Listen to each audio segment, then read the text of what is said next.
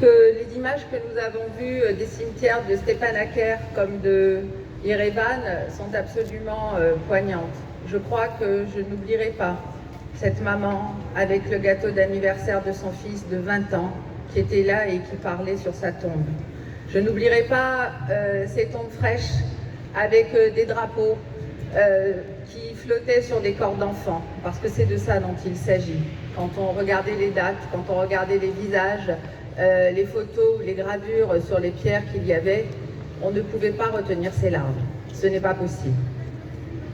Outre cette émotion et ce voyage particulièrement difficile et douloureux que nous avons fait dans cet Artsakh que nous avions connu riant, joyeux, agricole, prospère, le vin de Cattaro, les jolis, sushis, son musée, etc. Je crois qu'aujourd'hui, tous ces souvenirs heureux de ce pays qui espérait beaucoup, il faut que nous nous rendions compte que nous sommes dans un basculement.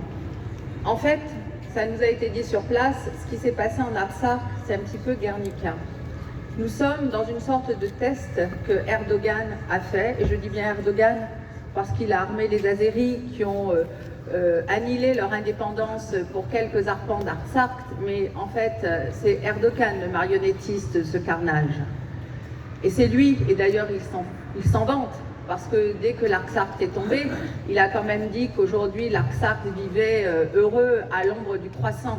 Un des premiers gestes qu'il a fait, c'est de présenter une grande mosquée à Chouchi, probablement à la place de cette belle cathédrale que nous avons tous connue. Ce qui se passe aujourd'hui, ce qui s'est passé avec cette guerre des drones, effectivement, c'est une sorte de test. D'abord, le test de notre lâcheté, la lâcheté du monde qui regardait comment on allait s'en sortir du coronavirus. C'est aussi aujourd'hui, et pendant, nous parlementaires, pendant des mois, nous avons attendu au Sénat, comme à l'Assemblée nationale, le ministre des Affaires étrangères dire neutralité, neutralité, neutralité. Et si nous l'avions écouté, jamais nous n'aurions voté contre son avis la résolution, aussi bien au Sénat qu'à l'Assemblée nationale, de reconnaissance. Donc, moi, je veux bien les belles paroles, mais quand on est ministre des Affaires étrangères de la France, quand on est, excusez-moi, président aussi de la France, en plus des coups de fil qui sont importants, qui sont décisifs, et des déclarations, je pense qu'on prend son bâton de pèlerin et on va faire en sorte qu'on réunisse ceux qui veulent un monde libre, ceux qui ne veulent pas subir le chantage de l'islamiste Erdogan, de son projet pan-turc, pour faire en sorte que sa place dans l'OTAN soit revue. Parce que qu'est-ce qui s'est passé pendant ce conflit? Eh bien, c'est un membre de l'OTAN qui est allé attaquer un petit pays. 85 millions de Turcs, 10 millions d'Azéris qui ont attaqué le petit peuple de même pas 3 millions d'Arméniens. Voilà la réalité, la seule démocratie du secteur. Donc nous ne sommes pas dans un conflit local, nous ne sommes pas dans un conflit ethnique oublié, nous sommes dans un conflit global, où nous voyons une puissance émergente qui devient une puissance mondiale, la Turquie, qui aujourd'hui, et vous l'avez vu d'ailleurs dans le conflit avec le Hamas, qui prend la parole pour prendre la défense de l'organisation terroriste Hamas aujourd'hui en Israël? Eh bien c'est Erdogan, qu'on ne s'y trompe pas. Aujourd'hui, c'est lui qui intervient pour le leadership sur le monde sunnite, c'est lui qui intervient dans cette zone pour être le patron de la zone. Et nous, Européens, que faisons-nous? Nous tournons la tête. Nous tournons la tête.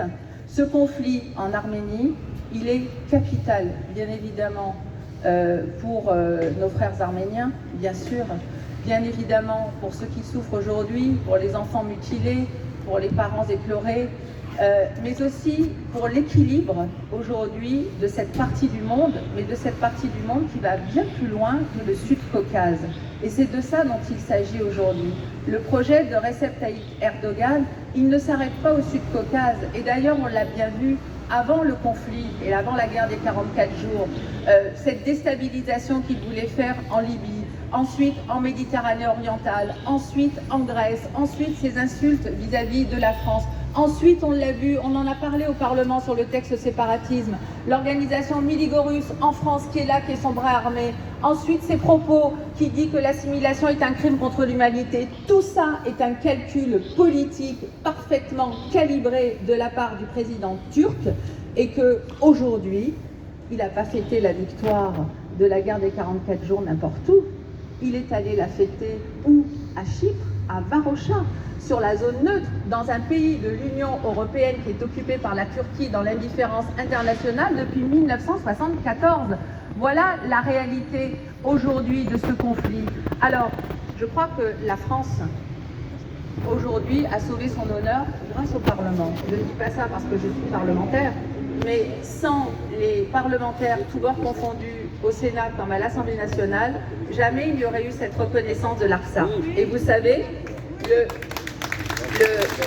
président du Sénat, Gérard Larcher, a écrit au Sénat du monde entier pour qu'il reconnaisse aussi l'Artsakh. C'est quelque chose d'extrêmement important sur le plan diplomatique. Mais aujourd'hui, il faut aller plus loin.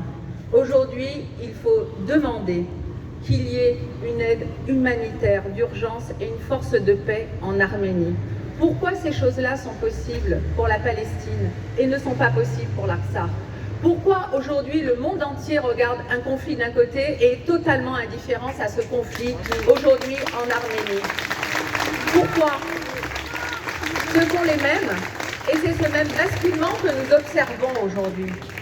Et c'est la raison pour laquelle j'ai toujours dit, quand je défendais la pénalisation du négationniste, d'ailleurs que nous serions bien, je veux dire, ce serait totalement opportun de le reconnaître, à l'heure où un pays n'est même pas condamné par la communauté internationale parce qu'il fait ce musée de la honte, à l'heure où il ne respecte même pas les accords sur les prisonniers de guerre. Je veux parler de l'Azerbaïdjan, qui n'est pas mis au banc de la communauté internationale malgré ses exactions, malgré le fait qu'il a attaqué de façon totalement unilatérale et sans demander rien à personne, avec des djihadistes qui mettaient à 100 $ la tête d'un Arménien, parce que c'est ça la réalité.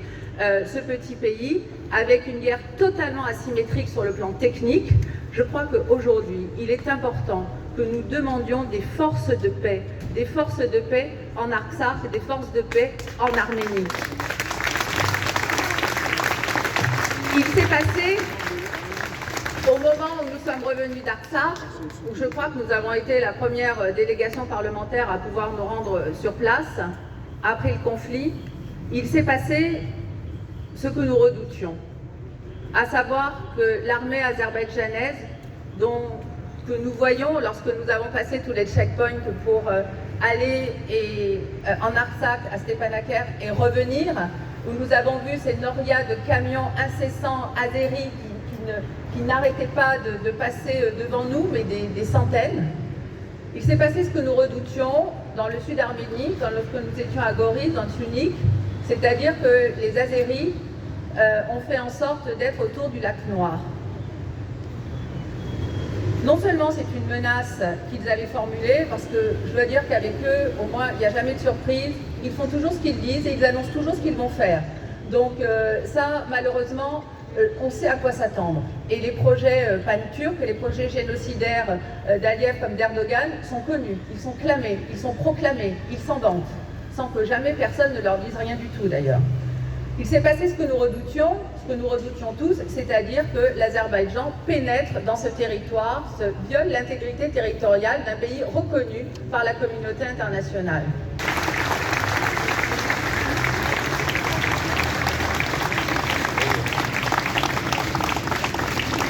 Merci Madame la Sénatrice, merci à vous.